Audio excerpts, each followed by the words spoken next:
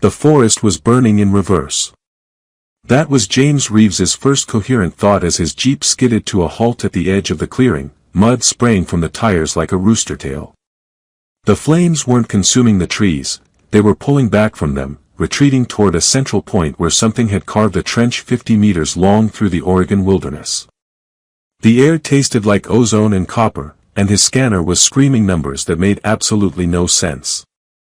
Radiation levels were elevated but not dangerous, temperature readings fluctuated between freezing and scalding in the same square meter, and the electromagnetic field was doing things that would make his physics professor weep.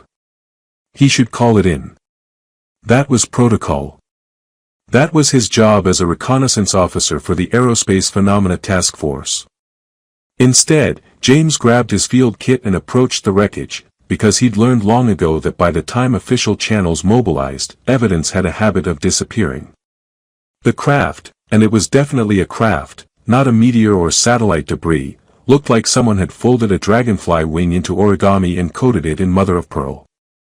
Sections of it were simply missing, not torn away but absent, as if they existed in a space his eyes couldn't quite process. The metal hummed. Not vibrated, hummed, in a frequency he felt in his molars. He reached out, stopped himself, then pulled a probe from his kit instead. The readings made even less sense up close. The whole material was responding to observation, its molecular structure shifting based on whether he was looking at it or not.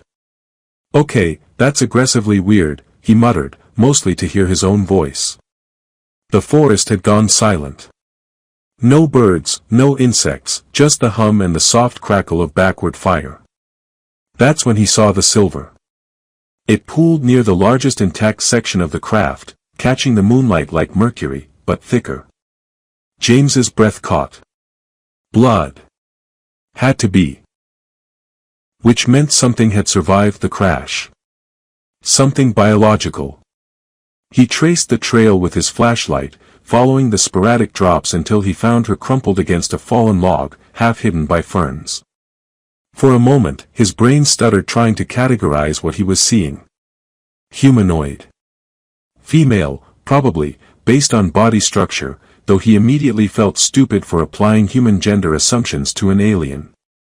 She was wearing something that might have been armor or might have been skin, he genuinely couldn't tell where the material ended and her body began. The suit was torn across her ribs, silver blood seeping slow and luminescent. Her face was striking in its near humanity, high cheekbones, full lips, skin a shade somewhere between bronze and gold. But her ears extended upward and back, delicately pointed, impossibly long, giving her a fey quality that triggered every ancient myth his grandmother had told him. She wasn't moving. Her chest rose and fell in shallow, rapid breaths. James dropped to his knees beside her, training overriding wonder. Airway, breathing, circulation, the basics applied regardless of planet of origin, right? He pressed fingers to her throat, searching for a pulse. Her skin was fever-hot and impossibly smooth. He found a rhythm, fast and fluttering, but present. Hey, he said softly, knowing she probably couldn't understand. I've got you. You're going to be okay. Her eyes snapped open, large, iridescent, with pupils that contracted to vertical slits in his flashlight beam. For a heartbeat, they stared at each other. Then confusion flooded her expression, followed by pain, followed by something that looked like determination. She tried to sit up, gasped, and started to collapse. James caught her shoulders. Whoa, easy. You're hurt. Just. She said something in a language that sounded like water over stones, musical and urgent. When he didn't respond, she switched to heavily accented English. Do not, you must not. But she was deadweight, consciousness slipping. James made a decision. He slid one arm under her shoulders, the other beneath her knees, and lifted. She was lighter than he expected, or maybe adrenaline was doing its job. He'd taken exactly 3 steps toward the jeep when her hand suddenly gripped his forearm with surprising strength. Light exploded across her skin.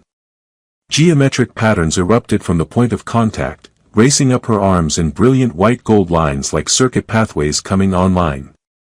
They spread across her shoulders, up her neck, traced patterns across her face that looked simultaneously technological and organic.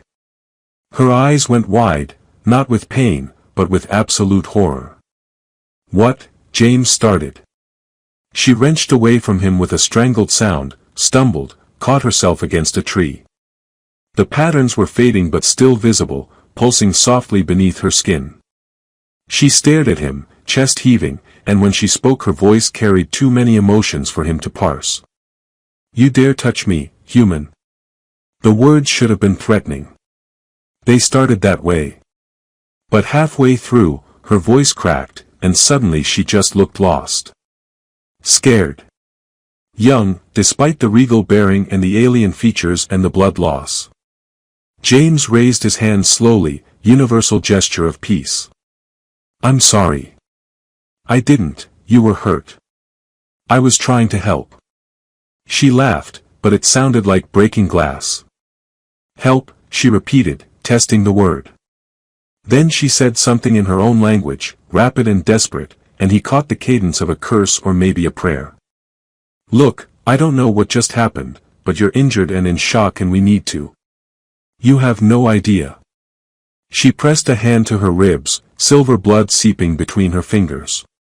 The patterns on her skin pulsed brighter for a moment. "No idea what you have done. Then explain it to me." James kept his voice level, calm, the tone he'd use with a spooked animal. "But preferably somewhere that isn't an active crash site that's probably broadcasting its location to every satellite in orbit." She studied him for a long moment, those strange eyes calculating. Finally, she nodded once, a gesture that seemed universal. "Your shelter." Quickly. James moved to help her again, then stopped. "Can I?" Another broken laugh. "The damage is done, human. Touch or not, it changes nothing now." He supported her weight carefully as they moved toward the jeep, hyper-aware of every point of contact, the warmth of her skin through torn armor fabric, the way those patterns pulsed slightly brighter when his hand pressed against her back. She was trembling, either from shock or something else entirely. "James," he said as he helped her into the passenger seat. "My name is James Reeves." She leaned her head back, eyes closed, those remarkable ears drooping slightly. "Lyrie." A pause. "Sentinel Commander Lyrie of the HFY Collective." Another pause, longer. "Or I was, until approximately 4 minutes ago." James started the engine, already running through options, protocols, the monumental amount of trouble he was absolutely in. "What happened 4 minutes ago?" She turned those luminescent eyes on him, and he saw rage there, yes, but also grief and something that might have been resignation. "You touched me," Lyrie said simply. "And now, human James Reeves, we are bound." The holding facility smelled like antiseptic and poor decisions.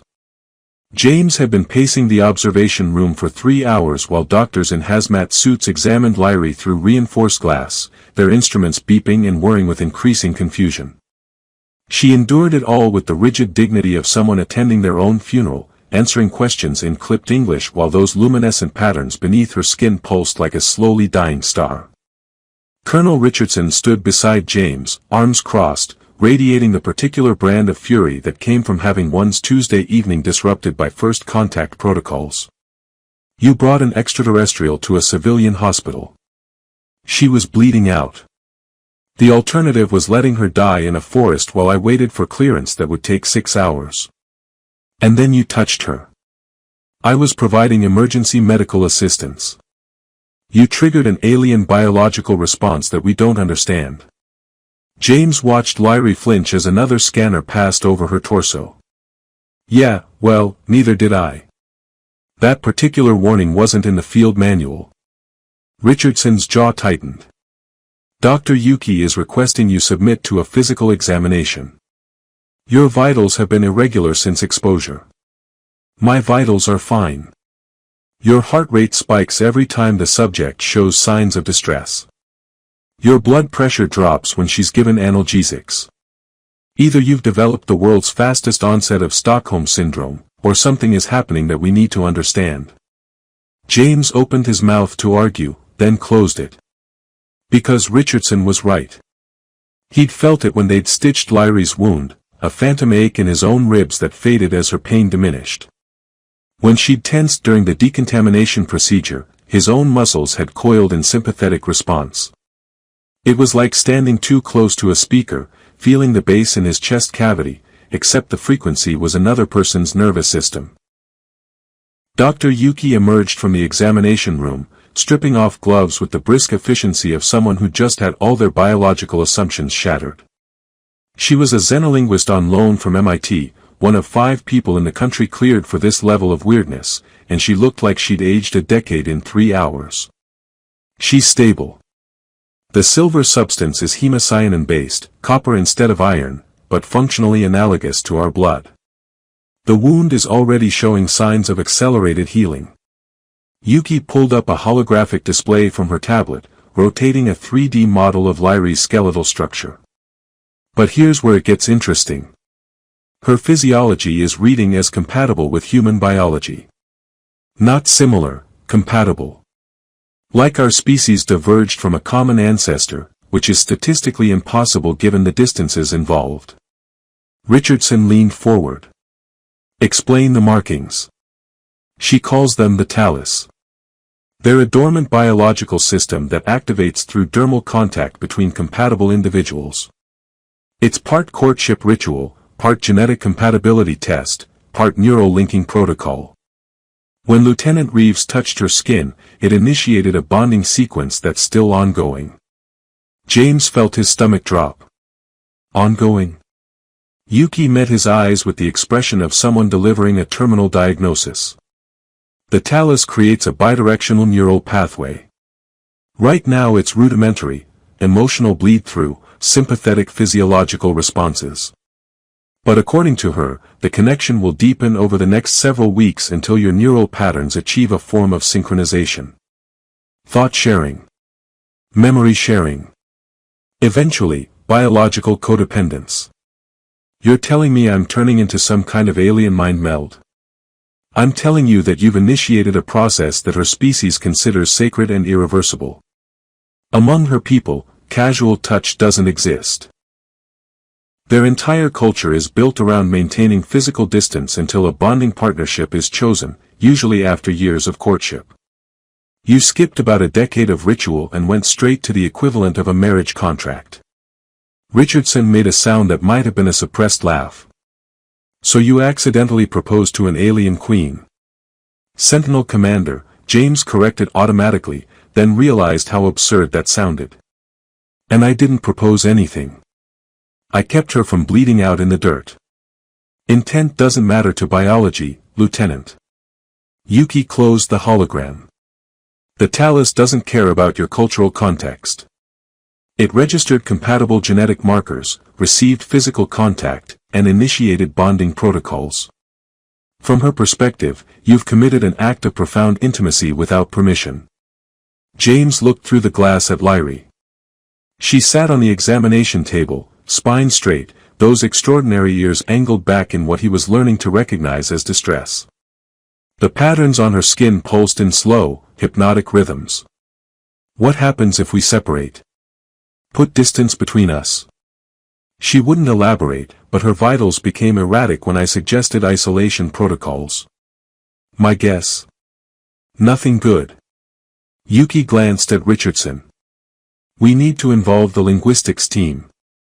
She's been dropping references to the Zephyrii Collective, something called a Council of Ascendants, and succession protocols. I think there are political implications we're not grasping. Richardson nodded. Assemble your team. And get Lieutenant Reeves into exam room 2. If they're linked, we need baseline readings on both of them. James was guided to a smaller room where he was poked, prodded, and scanned for the better part of an hour.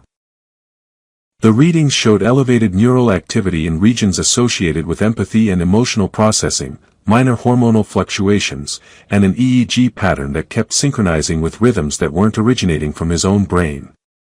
When the technician left to compile results, James sat alone with the hum of medical equipment and the growing certainty that he'd fundamentally altered the course of his life by being a decent human being. The door opened. Lyrie stood in the threshold, wearing borrowed scrubs that hung awkwardly on her frame, her long ears protruding through hurried cuts in the fabric. She looked exhausted and furious and somehow smaller without the armor. "They said you wanted to see me." Her accent was thicker when she was tired, vowels drawn out, consonants softened. "I wanted to apologize. Properly. Without the bleeding and the panic." She crossed the room with fluid grace, stopping just outside arm's reach. "Your customs allow for apology after violation. Our customs assume people make mistakes without malicious intent. How convenient for you." But there was no real heat in it. She sank into the chair across from him, those iridescent eyes studying his face. The doctor with the kind voice explained what you believed you were doing. Emergency medical intervention. The preservation of life as moral imperative. It seemed preferable to letting you die. And now we are bound, and I am exiled, and you are infected with a connection you did not choose. She tilted her head, ears swiveling slightly. "Tell me, James Reeves, do you wish you had left me to bleed?" He should have hesitated. It was the rational response. Instead, he answered immediately. "No." Something flickered in her expression. "You are either very kind or very foolish. I've been told I'm both." The ghost of a smile touched her lips, gone so quickly he almost missed it. Then the patterns on her skin flared brighter, and she gasped softly, pressing a hand to her chest. James felt it, a spike of anxiety, sharp and foreign, threading through his own nervous system like ice water. "What is it? What's wrong?" "The synchronization. It intensifies when we are proximate." She breathed slowly, deliberately, until the sensation faded. "You felt it?" "Yeah. Your panic, I think." "Not panic. Grief." She met his eyes. "I was next in succession for the collective's throne. The talus markings prove bonding. A bonded ruler cannot serve, their judgment is considered compromised by attachment. My claim is forfeit." James absorbed that. "You lost your future because I touched you. I lost the future I planned. Perhaps I have gained something else." She stood abruptly. "Or perhaps we are both simply caught in a cosmic absurdity, and the universe is laughing at us. If it helps, I'm pretty sure Colonel Richardson is also laughing at us." That earned him a real smile, brief but genuine. "Your superior officer finds political catastrophe amusing?" "He finds my personal catastrophes amusing. It's kind of his thing." Lyrie moved toward the door, then paused. "They will come for me. My people. When they detect the talus activation, they will send retrieval. Is that good or bad?" She looked back at him, and in her eyes he saw something ancient and tired. "That depends entirely on which faction finds us first." The microwave was winning. James watched from the doorway as Lyrie circled the appliance like it was a hostile life form, her ears flat against her skull in concentration. She'd been staring at it for 10 minutes, occasionally reaching out to touch the control panel, then pulling back as if burned. The talus markings on her arms pulsed in agitated patterns. "It's mocking me," she announced without turning around. "It's a kitchen appliance. It doesn't have the cognitive capacity for mockery. This primitive heating mechanism defies basic thermodynamic principles. The food rotates but the heat source doesn't move. Where does the energy originate?" She jabbed a button. The microwave beeped indignantly. "And why does it scream at every interaction?" James crossed the room and opened the door, placed the cup of coffee inside, closed it, pressed 2 buttons. The microwave hummed to life, the cup rotating serenely on the glass plate. Magnetron generates microwaves, water molecules in the liquid absorb the energy and vibrate, friction creates heat. The rotation ensures even distribution. Lyrie stared at the spinning cup like he'd just performed sorcery. You bombard your beverages with radiation. Low-level, non-ionizing radiation. Completely safe. Your species has achieved faster-than-light communication but still heats food through molecular agitation like savages. Says the woman whose ship crashed because, what was it? Oh right, because your navigation system couldn't compensate for Earth's primitive and chaotic satellite network. She turned to glare at him, but her ears betrayed her by perking forward in what he'd learned meant amusement.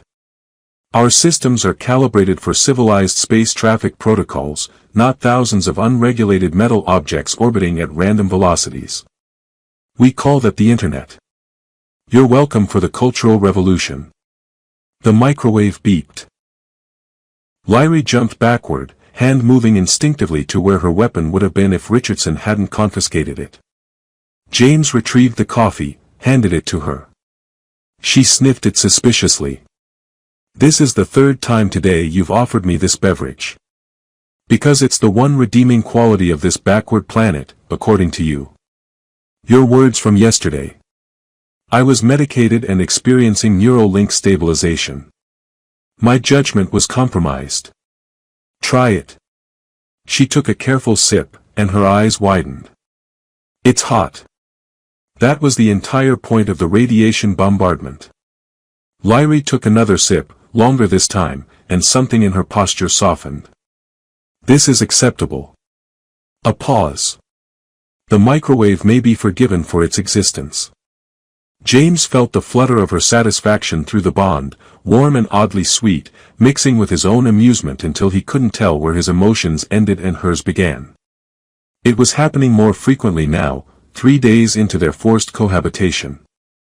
The safe house was comfortable enough, 2 bedrooms, 1 bathroom, a living area that Dr. Yuki had converted into a makeshift monitoring station. Sensors tracked their vitals, their proximity, the strength of their neural synchronization. Every 12 hours, Yuki arrived to collect data and ask increasingly personal questions about their emotional states. It was like being a lab rat in a very boring science experiment, except the other rat was an exiled alien commander who had opinions about everything. Your entertainment programming is incomprehensible, Lyrie said, settling onto the couch with her coffee. She'd claimed the left side on day 1 and defended it with the territorial instinct of a cat. I attempted to watch your historical documentaries. Why do your people dramatize mundane activities? There was a program entirely devoted to individuals purchasing residential structures. House Hunters is not a historical documentary. The narrator speaks with grave authority about open floor plans and natural light, as if they are matters of planetary importance. Yeah, that's reality TV. It's supposed to be mindless. You create entertainment designed to diminish cognitive function. Her ears swiveled in what might have been horror or fascination. Is this a cultural practice or a form of psychological warfare? James dropped onto the couch beside her, maintaining the careful 6 inches of space they'd established as safe. Too close and the bond intensified uncomfortably. Too far and they both felt a low-level anxiety neither could explain. It's what you watch when you've had a long day and your brain needs to stop processing things. Your days involve flying metal vehicles and documenting atmospheric phenomena. My days involve waiting to discover which of my people will arrive to execute me for violating sacred law. These are not equivalent stress levels. Is that what's going to happen? Execution.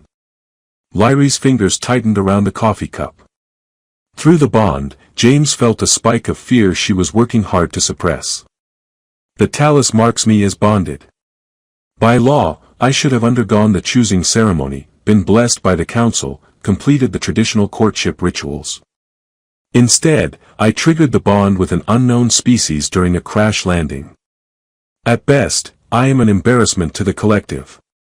At worst, I am evidence of genetic contamination and must be eliminated to preserve the sanctity of our bloodlines. That's insane. That is law. My people have maintained genetic and cultural purity for 7,000 years. We do not bond outside our species. We do not. She stopped, set down the coffee with deliberate care. We do not touch. James had noticed. In 3 days, she'd avoided physical contact with almost pathological precision. If he entered a room, she moved to maintain distance. If he passed her something, she took it in a way that ensured their fingers never met. The one time he'd forgotten and reached to steady her when she'd stumbled, she'd flinched away so violently she'd hit the wall. "I'm sorry," he said quietly. "For triggering this. For ruining your life. You saved my life." She turned those strange, beautiful eyes on him. "The crash should have killed me. The injuries should have killed me. You prevented both outcomes. The consequences are simply larger than either of us anticipated. There has to be a way to fix this. Reverse the bond, or convince your people that it was an accident, or there is no reversal. The talus, once activated, deepens until death separates the bonded."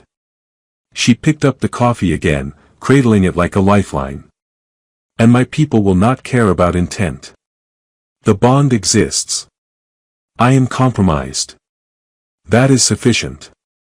They sat in silence, the weight of impossible circumstances pressing down like atmosphere. Through the bond, James felt her resignation, her grief, the careful walls she'd built around her fear. He felt his own helplessness echoing back, amplified. "So what do we do?" he finally asked. "We wait for the inevitable and attempt to maintain our dignity in the face of it. That's the most depressing plan I've ever heard. You have an alternative?" "Usually I'd suggest we fight. Make our case. Prove that the bond doesn't invalidate your ability to lead or whatever. But I'm guessing your people aren't big on courtroom dramas." Lyrie made a sound that might have been a laugh or a sob. "The Council of Ascendants does not debate. They decree." She finished her coffee, set the cup aside. "Tell me about Earth courtship. You said yesterday that humans touch constantly with no meaning. Explain this paradox." James blinked at the subject change. We shake hands when we meet, hug friends and family, high-five when we're celebrating. Physical contact is just how we communicate. And this creates no bonds. No obligation. Not unless both people want it to. Touch is just touch. It only means something if we decide it does." Lyrie processed this with visible difficulty. "So your people possess the ability to form deep pair bonds, but you choose to touch meaninglessly, thus ensuring the vast majority of contact is empty of significance. When you put it like that, it sounds really depressing. It is objectively tragic. You have normalized the most intimate act my people know and rendered it meaningless." She pulled her knees to her chest, wrapped her arms around them. "No wonder you form no lasting connections. You have devalued the currency of intimacy. We form plenty of connections. We just do it differently. Do you?" She looked at him with genuine curiosity. "How many humans have you bonded with, James Reeves?" "Bonded like we're bonded?" "Zero. That's not how humans work. Bonded as in committed partnership. Life sharing. The merging of futures." James thought about his ex-girlfriend who'd left because he worked too much, the college relationship that had dissolved into friendship, the string of almost connections that had never quite solidified into anything real. Working on it. You aren't bonded by choice. More like by circumstance and bad timing. And now you are bonded to me by accident and cosmic absurdity. She rested her chin on her knees. "If you could reverse this, would you?" The question hung in the air between them. James felt the weight of it through the bond, her fear of his answer mixing with his own uncertainty. 3 days ago, the answer would have been obvious. Now, sitting in this safe house with an alien woman who glared at microwaves and had opinions about reality television, who was terrified and grieving but still managed to find humor in the wreckage of her life, he wasn't sure. "Ask me again in a week," he said finally. Through the bond, he felt her surprise, quickly masked. "Why a week?" "Because right now everything is too raw and too weird. Ask me when we've had time to figure out what this actually is. Lyrie studied him for a long moment, her markings pulsing with soft light. You are either very wise or very strange, James Reeves. I've been told I'm both. This time her smile lasted longer. The microwave has trained you well. The ship appeared at dawn, announced by every sensor within a 100-mile radius simultaneously losing their minds. James woke to alarms and Lyrie already standing at the window, her talus markings blazing so brightly they cast shadows across the walls. Through the bond, he felt her terror wrapped in iron control, a combination that made his own heart hammer. They're here, she said unnecessarily. Richardson's voice crackled through the emergency comm, we've got an unidentified craft holding position in low orbit. No hostile actions yet, but they're broadcasting on frequencies we didn't know existed. Lieutenant, is your guest receiving this? Lyrie pressed her palm to the window. Her lips moved silently, forming words in her own language. After a moment, she turned to James. It's a diplomatic envoy. The Council has sent Ascendant Vicar to retrieve me. She paused. He is not known for his mercy. Great. So we're dealing with the alien equivalent of a hard-ass bureaucrat. I do not know this term, but if it means one who interprets law with rigid precision and personal satisfaction, then yes. Her ears flattened. Vicar opposed my succession. He argued that youth and empathy were weaknesses unsuitable for leadership. My bonding to a human will confirm every argument he ever made. Dr. Yuki burst through the door, tablet in hand, looking like she'd been awake for 72 hours straight. They're requesting negotiation. Face-to-face, neutral ground, 2 representatives from each side. They've transmitted coordinates for a meeting site 30 kilometers north.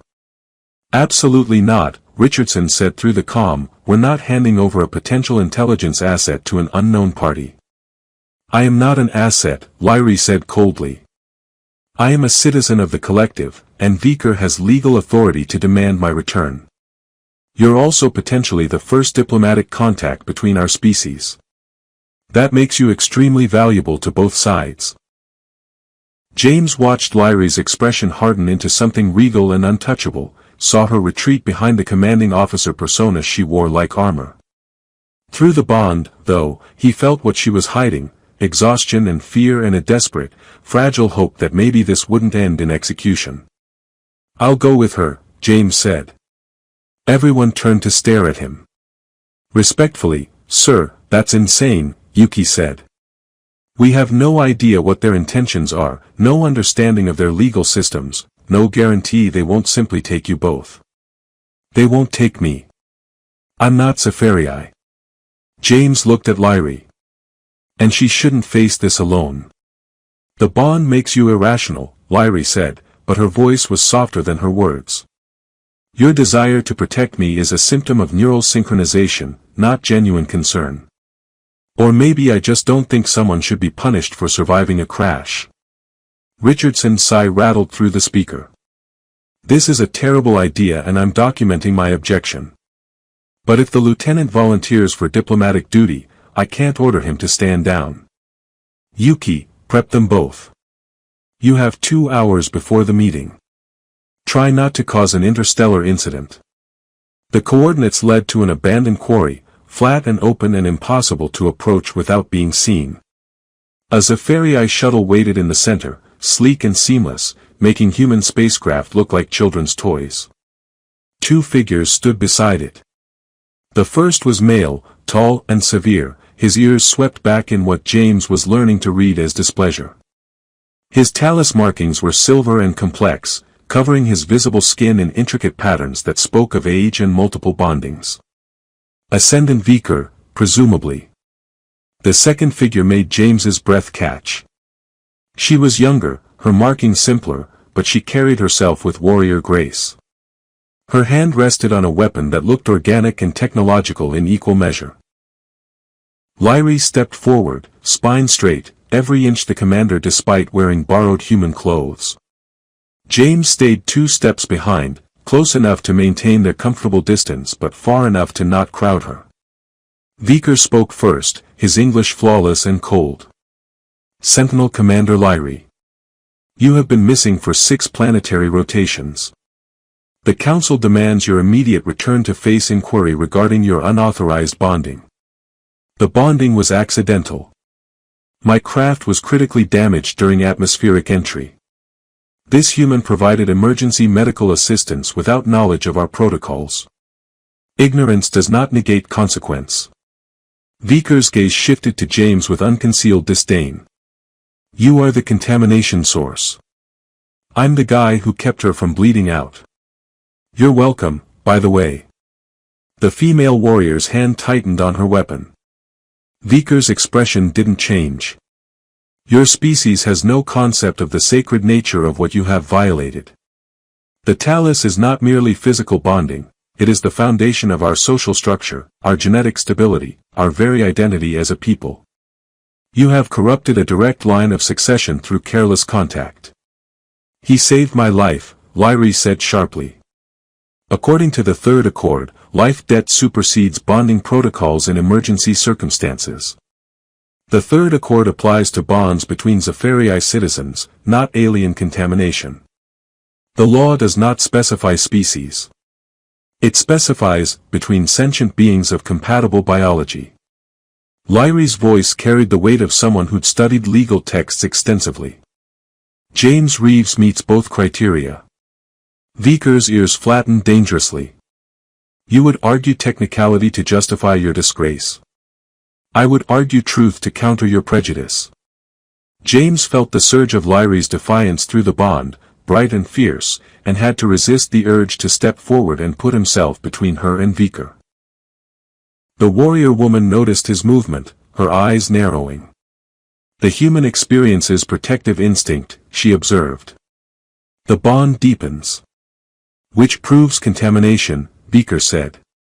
Sentiment Commander, you will return with us immediately. Your bond partner may accompany you, as law requires bonded pairs remain proximate during the synchronization phase. The Council will determine appropriate resolution. Resolution meaning execution, James said flatly. Meaning justice. Our laws exist for reason. Genetic purity has sustained the collective for millennia. We do not dilute our bloodlines with unknown species, regardless of how the bonding occurred. Vickers' gaze returned to Lyrie. You were to be our future.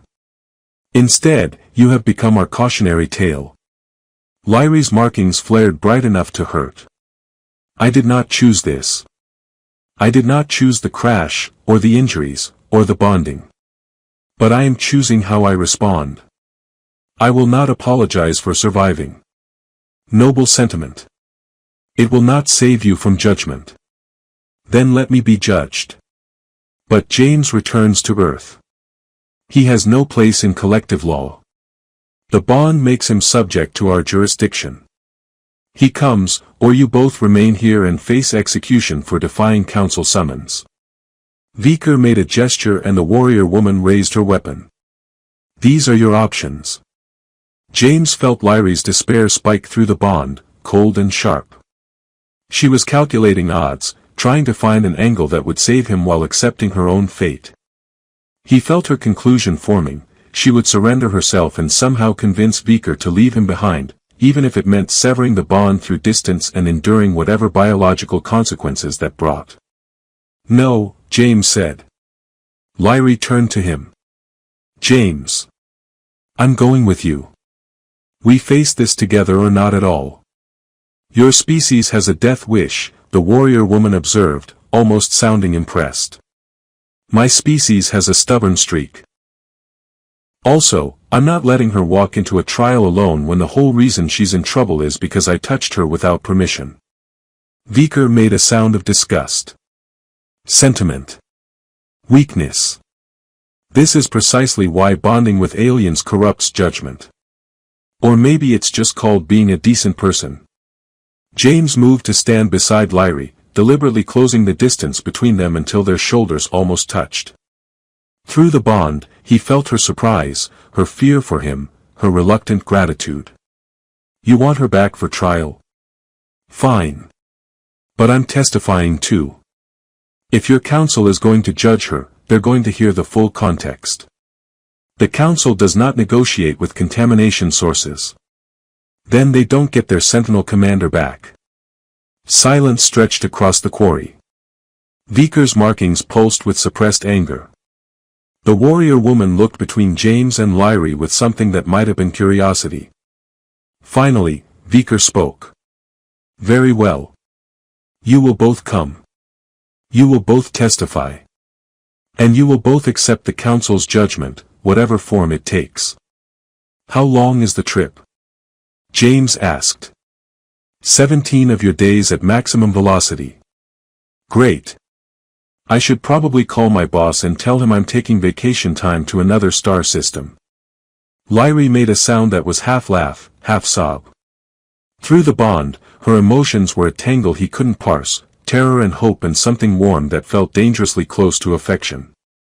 You are an idiot, James Reeves, she whispered. I've been told I'm both an idiot and occasionally wise. I'm really covering the full spectrum here. Vickers gestured toward the shuttle. We depart immediately. Say your farewells to your primitive world, human. You may not see it again. James pulled out his phone, sent a quick message to Richardson that was probably going to give the man an aneurysm, then followed Lyrie toward the ship. Her hand brushed his as they walked, just briefly, and her talus markings flared with light. Whatever happens, she said quietly, thank you for not letting me face them alone. That's what bond partners do, right? Show up for each other even when it's stupid. Especially when it is stupid. She actually smiled. Perhaps your species is not entirely hopeless. The shuttle door irised open, revealing an interior that looked grown rather than built. James took a breath, stepped across the threshold, and left Earth behind. The council chamber existed in a space that hurt to look at directly. The walls seemed to curve in directions James's brain couldn't process, and the light came from sources that weren't quite there. 7 ascendants sat in a semicircle, their talus markings so elaborate they looked like living tapestries. Vickers stood to the side, satisfaction rolling off him in waves that James could feel even without a bond. Lyrie knelt in the center of the chamber, head bowed, the picture of submission. James stood beside her, refusing to kneel despite the warrior woman's increasingly pointed suggestions. 17 days on the ship had taught him that Sci-Fi culture valued hierarchy and ritual. It had also taught him that their coffee was terrible and Lyrie snored when she slept, a detail that had made her mortified and him inexplicably fond. The eldest ascendant spoke, her voice resonating through the chamber in a way that bypassed ears entirely. Sentinel Commander Lyrie. You stand accused of unauthorized bonding with an alien species, thereby violating the sanctity of the talus and forfeit your claim to succession. How do you answer? The bonding occurred during emergency circumstances, Lyrie said, her voice steady. I invoke the third accord, life debt supersedes protocol when death is imminent. Vickers stepped forward. The third accord was written to address bonds between our people, not contamination by unknown species. To apply it here perverts the law's intent. The law states, between sentient beings of compatible biology, Lyrie countered. It does not specify Sci-Fi exclusivity. Because our ancestors could not conceive of a scenario where one of our own would bond with an alien. Vickers' disgust was palpable. The law assumed basic dignity and species loyalty. The eldest ascendant raised a hand. The human will speak. Tell us why you touched the Sentinel Commander without permission. James felt 7 pairs of ancient eyes focus on him with an intensity that made his skin crawl. Through the bond, he felt Lyrie's fear spike, her desperate hope that he would say the right thing, whatever that was. I'm a reconnaissance officer. My job is to investigate unusual phenomena and provide aid when needed. I found Lyrie, Sentinel Commander Lyrie, dying next to her crashed ship. She was unconscious and bleeding. In my culture, you don't let people die when you can help them. So I helped. I didn't know about the talus or bonding protocols or any of this. He gestured at the impossible chamber. I just knew someone needed help and I could provide it. Ignorance is not innocence, another ascendant said. You have disrupted a line of succession, bound a commander to your primitive species, and forced the council to address complications that should not exist. With respect, the only complication I see is you trying to punish someone for surviving. James felt Lyrie's alarm through the bond, knew he was supposed to be diplomatic, couldn't quite manage it. She crashed on an alien planet, nearly died, got accidentally bonded to a stranger, and spent 17 days traveling here to face judgment for something she didn't choose. And your response is to call her contaminated? That's not justice. That's just cruelty dressed up in ritual. Silence crashed through the chamber. Viker looked triumphant. The warrior woman, who'd introduced herself as Senna during the voyage, looked almost impressed. The Ascendant's markings pulsed with unreadable patterns. You dare lecture the council on justice? The eldest Ascendant asked, but her tone was more curious than angry. I dare point out that punishing someone for being helped is a pretty good way to ensure nobody helps your people in the future. James took a breath. Look, I get it. You have laws and traditions and 7,000 years of doing things a certain way. But laws that don't account for accidents and emergencies aren't laws, they're traps. And if Lyrie is guilty of anything, it's trusting that her own people would value her life over their fear of change. Our laws preserve us, Viker said coldly. Without genetic purity, without carefully chosen bonds, we would dissolve into chaos and weakness.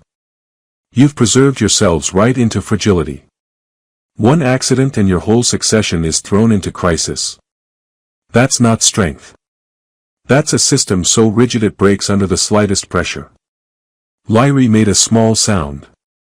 Through the bond, James felt her shock mixing with something that felt like pride. Her talus markings were glowing brighter, responding to the emotional intensity. The eldest Ascendant leaned forward. You claimed the bond was accidental. Yet you chose to accompany the Sentinel commander here, knowing you might not return. You chose to testify before this council. You choose, even now, to defend her despite the consequences. These are not the actions of one trapped by biological imperative. James met her gaze.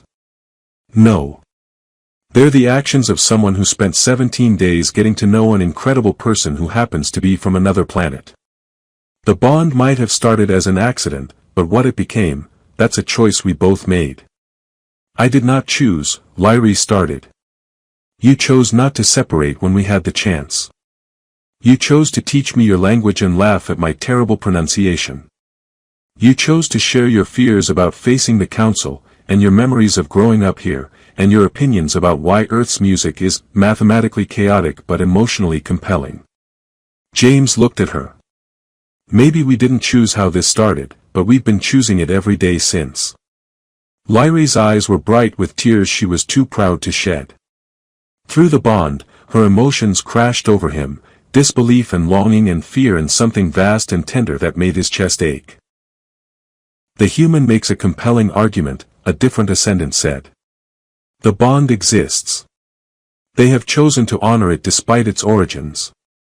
The question before us is whether we punish them for circumstances beyond their control, or acknowledge that perhaps our laws have not evolved alongside our circumstances.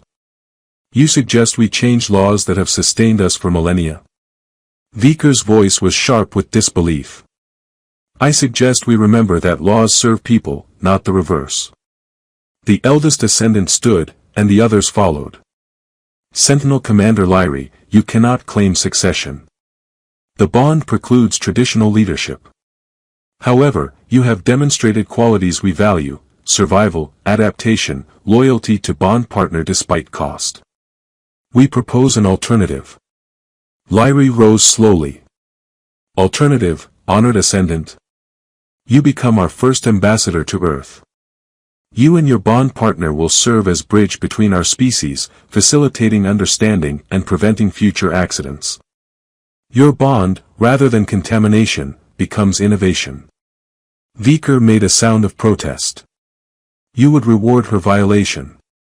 We would adapt to reality rather than pretending it does not exist. The eldest ascendant's markings flared.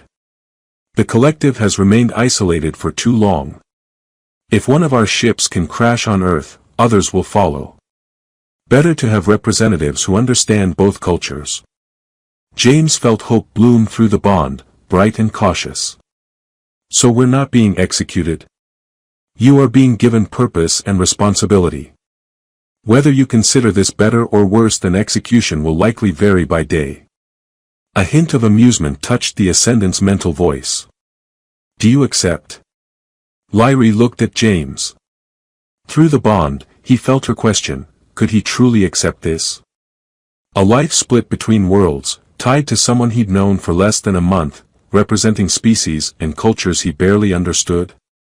I have one condition, James said. The council waited. We get to go back to Earth first. I need to actually resign from my current job properly. And Lyrie needs to try pizza. It's a cultural requirement for ambassadors. Several ascendants made sounds that might have been laughter. Even Vicker looked slightly less murderous, though that might have been wishful thinking. Lyrie's ears perked forward, the gesture he'd learned meant surprised happiness. Is pizza superior to coffee? Pizza is a completely different category. You'll understand when you try it.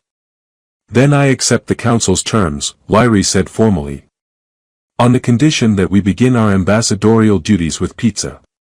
The eldest ascendant inclined her head. The council accepts. You will return to Earth with Envoy Senna, establish formal diplomatic relations, and serve as bridge between our peoples. May your bond bring understanding to both worlds. Outside the chamber, floating in the ship's observation deck as they prepared to depart, Lyrie finally let herself collapse against James. Through the bond, her relief was so strong it made him dizzy. We survived, she whispered. We did better than survive. We got jobs out of it. James wrapped an arm around her shoulders, no longer careful about contact. Though I'm pretty sure First Interstellar Ambassadors is going to look weird on my resume. Your resume is the least of our concerns. But she was smiling, her markings pulsing with soft, steady light. James Reeves, you dared touch me and triggered a sacred bond. You defended me before the council. You chose this impossible situation repeatedly when you could have walked away. Technically I couldn't walk away. The bond would have made that uncomfortable. You know what I mean. He did.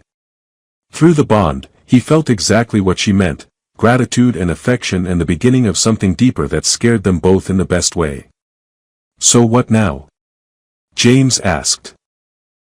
Now we return to your primitive planet, you introduce me to pizza, and we determine how to explain to your superiors that you have become an ambassador to an alien civilization. Her ears swiveled thoughtfully. Also, I wish to understand the microwave more thoroughly. It continues to perplex me. The microwave is now a diplomatic priority. If I am to represent Earth to my people, I must understand all your strange technologies. Even the ones that scream. James laughed, and through the bond felt her happiness echo his own, building and reflecting until he couldn't tell where his joy ended and hers began. Outside the viewport, Earth hung in the darkness, impossibly blue and beautiful and home. Ambassador Lyrie, he said, testing the title. Ambassador Reeves, she replied.